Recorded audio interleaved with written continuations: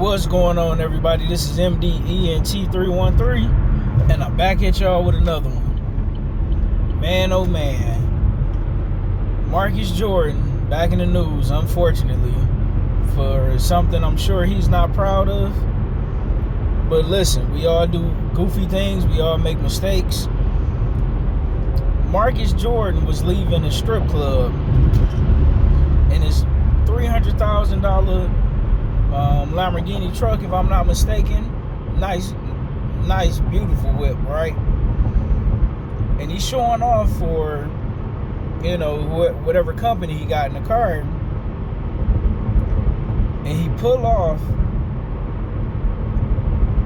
flying, and ended up getting stuck on the train tracks, right?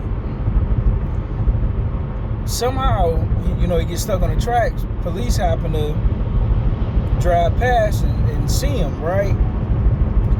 And they come over there quite naturally, trying to figure out what's going on. Like, why is this $300,000 car or $300,000 SUV just sitting on the train track? They get out, they investigate, and they smell alcohol. Mistake number one. So they tell him to get out the car. Marcus Jordan talking about we need more manpower. I'm just stuck. They hit him with a breathalyzer, right? He over the legal limit. Now he admit to it, right? He tell the police officers, listen, I was leaving the strip club. I didn't have that much to drink. Yeah, I've been drinking, but I didn't have that much to drink. But when they did the breathalyzer, it said otherwise. So they pat him down, do the traditional thing. They find out, on top of that, he got cocaine on him, right? So he not enough where he's selling drugs, but pretty much you can tell he's using cocaine. His eyes bloodshot red. So they went to go put him in a car, right? He don't want to comply with the officers. He leaving his leg out. They got to pretty much force him in there. So not only do they get him with a DUI, possession of cocaine, and they get him with resisting arrest. Man, you talking about when it rains, it pours. Woo-wee. Man, they say Marcus Jordan was in the back of the squad car singing loud as ever the entire ride all the way to the police station. But he's sitting there telling them, you know who I am? I'm Marcus Jordan. I'm Michael Jordan's son. Now, at the age of 34, it's over with for that. You probably could get away with it if you 18, 19, 20, maybe even 21. They might say, all right, man, we'll give you a slap on the wrist. But not at 34, fam. It's a rizzy. It's over with for that. And listen, I'm not passing judgment, because I understand that as a man, it's hard, right? It's extremely hard as it is. But it got to be a whole different level of pressure if your father is somebody famous or somebody great who accomplished something great in his life, and you're not talented, right? You pretty much have everyday people talent or everyday people intellect, to where, you're just not special. You're just not a cut above everybody else. And listen, it sucks. Listen, I'll be honest with you, as a man, that sucks, just being a regular person, right? And having a father who, worked hard. He worked in a steel mill. He provided a great life.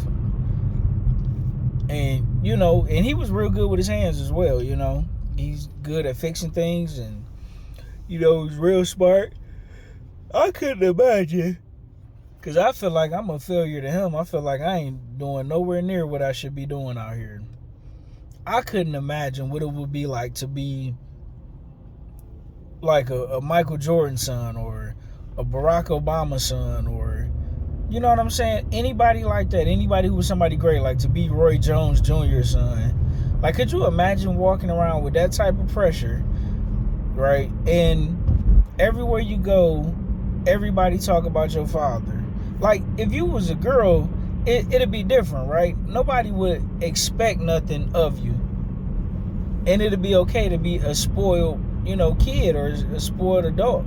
But as a man, people look at you and they expect great things from you, right? That was one of the funny things about, if you ever see Rocky 6, the one where they got, what's my man, Antonio Tarver playing Mason the Lion Dixon, where Rocky's son, everybody talk about his dad all the time, so he felt like he was a failure. And Rocky had to tell him, listen, you got to believe in yourself, right? If you don't believe in yourself and you don't have no confidence, you ain't going to have a life. You got to stop worrying about what people think about you. But that would have to be a lot of pressure. I'm not even going to lie. Because, even though, your father would set you up with some type of business, you still, as a man, want to feel like you accomplished something on your own.